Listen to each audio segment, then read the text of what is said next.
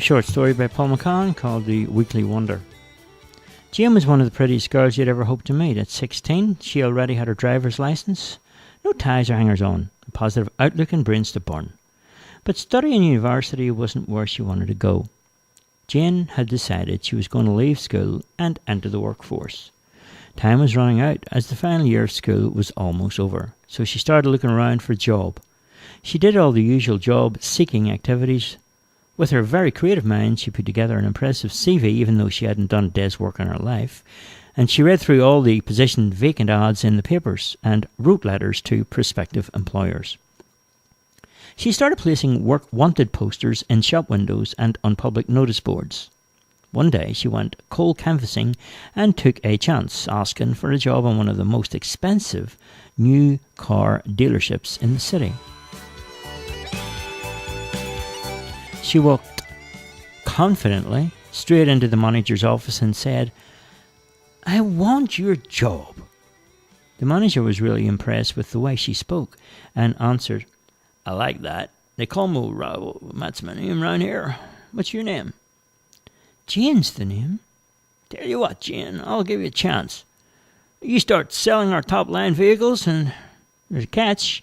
You must sell one car each week to keep your job. If you don't sell a car by the end of the week, then you've lost your job." "Okay, I'm up for it. When do I start?" "What about tomorrow morning?" came the reply. "Cool. What time, Robbo?" Robbo stood up from behind the desk and reached out a friendly handshake, saying, "7 sharp. Welcome to the team, Jane." Jane could hardly believe her luck and couldn't wait to go home and tell her parents.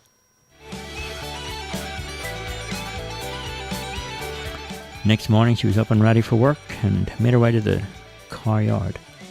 She managed to convince her boss that the best way to sell those very expensive cars was not to wait for customers to come into the yard, but instead to bring the car to the buyer.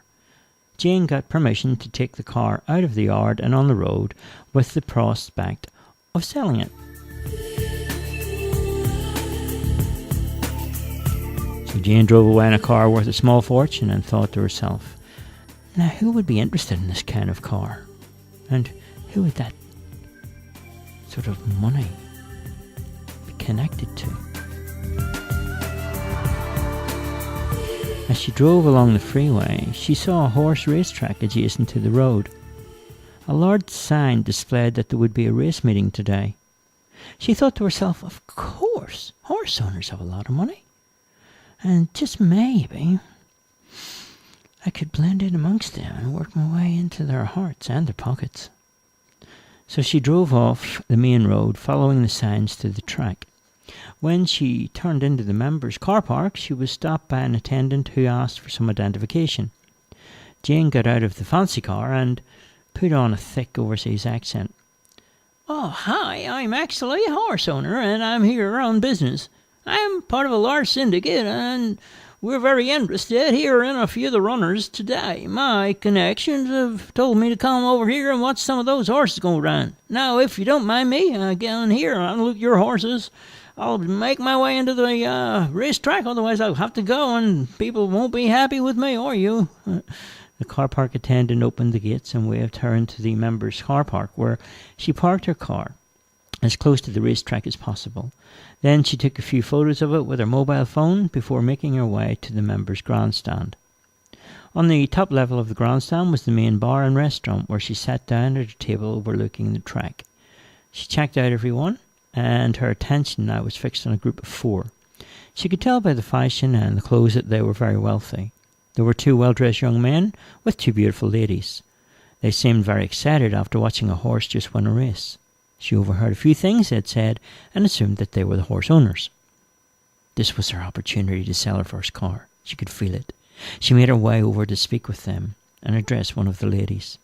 "Oh, excuse me, I've never been to the track before, and I was wondering where the ladies' toilet is." "Just take the door to the left and follow the signs." "Oh, thank you. I just love that dress you're wearing. Is it from a famous designer?" "It's something I picked up from my last trip to Europe." "How beautiful it looks on you." Thank you. My name is Jane. I'm very pleased to meet you." "Oh, I'm Marie, and these are my friends, Jack, Gary, and Cassie." "Hello," said Jack. You a horse owner yourself? Not really. I'm here on business for an overseas syndicate who collect horses. I myself collect fast cars, but hey, they all have horsepower, right? Everyone laughed, and Gary reached out his hand. Pleased to meet you, Jane. My name is Gary. How do you do, Gary? Are you a horse owner? He smiled and said, Yes, we're part of a syndicate. Oh, what a thrill it must be for you. How many horses have you? Jane said. Marie butted in. We own the horse that just won the last race, and we have 3 others.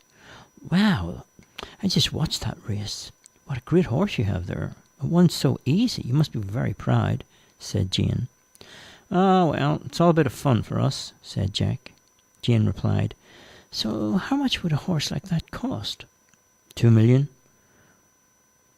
Will you make some money then on that investment? Jane asked. Gary said, Yeah, we're all very excited about our prospects. So you were saying you collect cars. I love cars myself. How many do you have? Oh, I have a yard full of them. I drive a different one each week. Jane took out her mobile phone and showed him the photo that she had taken in the car park of the car she was in. Gary looked at it and said, Oh, cool car, American Muscle, isn't it? Jane replied, Yeah, sure is. It's a Chevrolet Corvette. Can I have a look? Show me, said Cassie.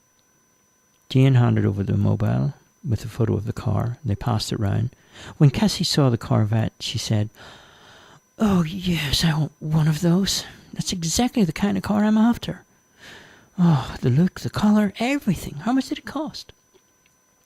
Well, on the market, they're fetching around 200,000, but I have a friend in the business, and I got it for half that price. You're kidding me, Cassie said. No, it's true. I picked it up with just a few 100 kilometres on the clock for 100 grand. Get out of here, Cassie said. Yeah, a real steal. It's got 638 horsepower, goes from 0 to 60 miles per hour in 4 seconds. Cassie was hooked. Do you think maybe you could squeeze me and get me the same deal? Oh, if you're really interested, I'll have a talk to my friend, and maybe he could get back to you. Oh, yes, I'm really interested. I've been looking for something just like that. Today I made a little money on the track, so I guess you being here is like a good omen or something. Here, this is my business card. If you can set up a deal and get your friend to ring me, I'd be so grateful. No problem, said Cassie. Now, I really must rush off to the ladies. Bye.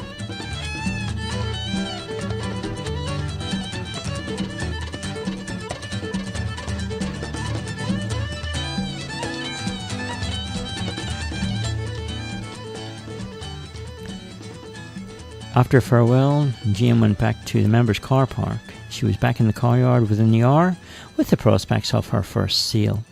Robbo made the car a special note for all the other salespeople and made a special notice that on Cassie's card that she could get the car at a discount price, just as a special boost for Jane's confidence.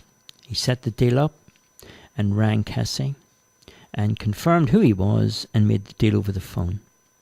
They were both immediately satisfied, and Jane was ecstatic on their first day of the job. She now had almost 2 weeks to sell another car of her choice and had a walk among the stock and decided to go for the BMW convertible. That evening, as she drove home, she thought about where she would target for the sale of the Beamer. Then, out of the blue, she felt like a little celebration to mark the achievement of selling her first car and the new job. So she decided to call into a night spot in the city. After she parked the car, she stopped to ring her parents and tell them that she would be home late.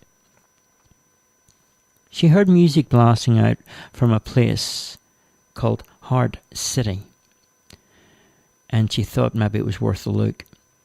Once inside, she made her way to the bar. She looked much older than she was and was never questioned or asked for identification. She took a drink and took a quiet seat. She watched the young girls dance. She saw a dude from her neighbourhood and went to say hello. "Oh, hi, Jane. How are you?" "Just fine, Pat. What about you?" she said. "Oh, I'm okay. What brings you here to this part of town?" "Oh, celebrating my first day on the job." Then some guy walked over and handed Pat a small bag and said, "Where's the cash for the heist, man?" Pat quickly handed over some cash. Jane smelled some business and felt out the sin using Pat as her way in. "Hey, Pat, I didn't know you used drugs." "It's been my scene for years now, Jane. Would you like to try some of the gear I've got?" "Put another time, maybe. Sometime I got to get something sleep. I'm really tired. Got to get up early in the morning. My new job's going really good, and I don't want to stuff it up. Is that okay?" "No problem. We'll be seeing you around, huh?" Jane saw a big chance to get involved with the underworld money, and she needed a way in. She decided to take a risk. "Pat, the person I usually score from is run dry. Is there any chance you could introduce me to your dealer?" "You're a lucky girl, Jane, because he's actually here tonight. I don't normally see him, but a big score's just gone down and a lot of money's changed hands. Do me a favour, Pat, could you introduce me to him?" "Wait here, I'll go and have a word, all right? He's got some heavy-duty protection over there." "Oh, okay, thanks." She knew it was a risky venture, but if she didn't try, she'd never know. Pat returned and asked Jane to follow him. They walked outside to where a car was waiting on the street. Pat tapped on the passenger window that dropped down to reveal a young man who smiled. "Hello, Jane, I'm Mick.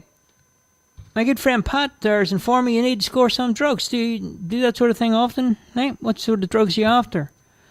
I'm after some cocaine." "Do you believe in God, Jane?" "Why is that, Mick?" "Well, somebody once told me God's way of telling you that you've got too much money is by giving you a cocaine habit." "Well, I guess there's some truth in that," said Jane. "I have a small amount with me that will cost you $500. Is that okay? Too much?" No, I just need to get back to my car. My purse is in my handbag in the boot. Is there any chance you could maybe drive me to the car where I'm parked?" "Okay, get in and show me where your car is." Mick turned to the driver and said, "Hey, man, can you open the door for Jane?" The driver got out and opened the back door. Jane got in and buckled up. Jane took them to the Beamer, and she could tell by the look on Mick's face that he was very impressed. He got out and walked around the car. "Sweet, Jane. What kind of model is this?"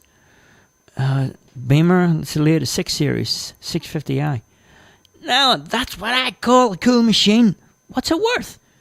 I got a friend in the business, and he let me have it for just under 100,000. "So, tell me, Jane, are you a young girl like you's got so much money?" Well, I'm from a very wealthy family," said Jane. "I'd like to get to know you, Jane. I'd like to have some. I'd like you to have this coke on me, okay? You can call it a goodwill gesture, but only if you say yes to dinner at my place and give me some of the contact of that friend of yours in the car business." She took the coke and handed him Robbo's business card, and then she said, "I'd love to have dinner with you. What night and where?" He handed her a business card, and he said, "When you arrive at my front gate tomorrow evening, say about 6, just punch in 2020 on the electronic keyboard. The gates will open up, and just follow the driveway to the front reception. I'll have someone there to look after you and bring you inside." "Oh, okay, Mick. See you tomorrow," said Jane. Mick and his driver drove off at speed. Jane called Robbo on the phone to share the news of another possible deal and explained the situation to him. The next day, when Jane went into work, Robbo was waiting at the door for her. He reached out his hand and they shook on the deal that had just been made. "Oh, I'm more impressed, Jane. 2 cars in 2 days. Keep this up and you will be taking over my job." She went for a walk around the yard and chose another BMW Series 6 convertible. She asked for an early mark and explained it was work-related. Robbo never hesitated to let her go. She went to the hairdresser and had a facial while she was there. When she arrived at Mick's inner city mansion, she followed the instructions to the gate, and to gain entry she punched in the numbers that were given to her. Within a few moments, she was met at the front door by 2 security guards who took her into a large dining room where hundreds of candles were lit in her honour. Mick was sitting at one end of the table, and at the other end a place was set for Jane. Mick got up and presented her with some red roses and said, "Welcome to my home, Jane. I'm so glad you could make it." Jane accepted the roses. "How did you know my favourite flowers were roses?" "Just a lucky guess, I guess," Jane replied. I'm really sorry, Mick, but I'm really tired. Maybe, I don't know, if I could just sit down. I've had a busy day." Jane noticed that there were cameras on the ceiling. She was feeling uneasy.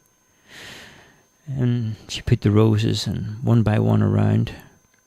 "I hope I'm not intruding. You must be a busy man," Jane said.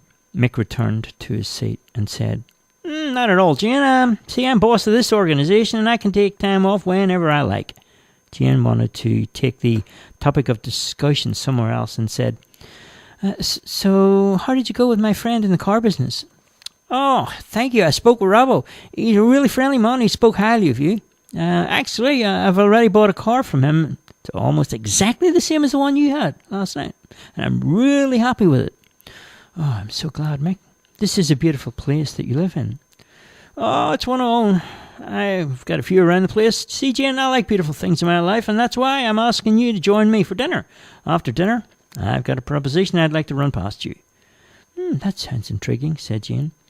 After dinner, Mick looked across at Jane and he said, "Jane, I'm just about to come right out and say I'd like to offer you a job as my personal escort. I travel the world and entertain lots of people in my line of work.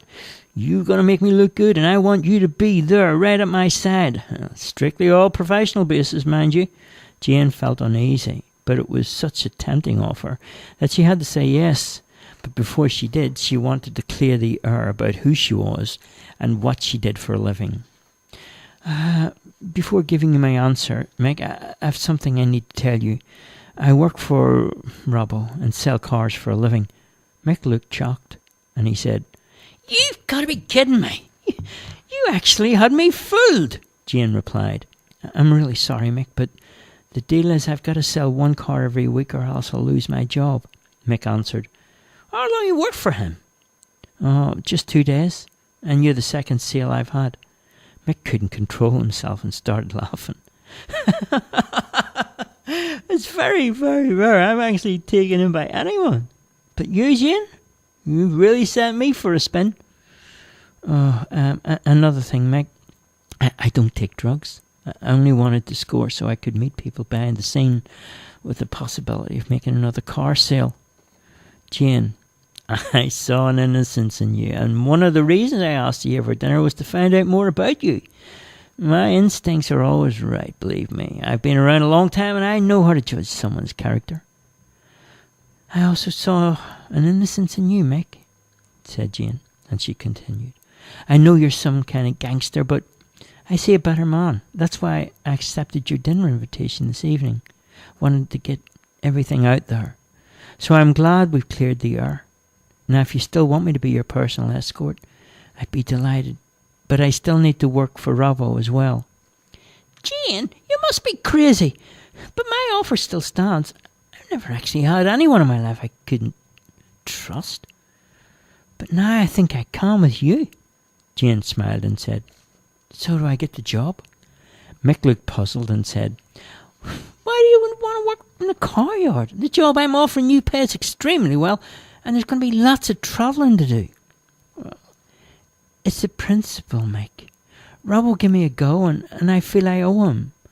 I made a promise, and I'd try to keep that promise. I'm a person with integrity and ideals." Mick smiled and he said, "Yeah, well, Jane, let me help you. I can almost assure you a regular supply of customers each week. I can put the word out there and you'll be the contact person they will speak to. I can't do any more than that." Jane agreed and was now orchestrating 2 careers. Everything was going well. With Mick's help, she had a good source of customers appearing, which gave her more time to give to Mick. Mick may have been a gangster, and he may have even done some awful things to people, but she could see a goodness under his thick skin.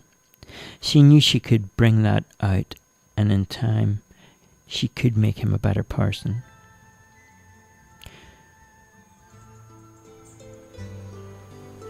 Jim kept encouraging Mick all the time to get away from crime and to live a new life on the straight and narrow. Jane had a rare gift indeed.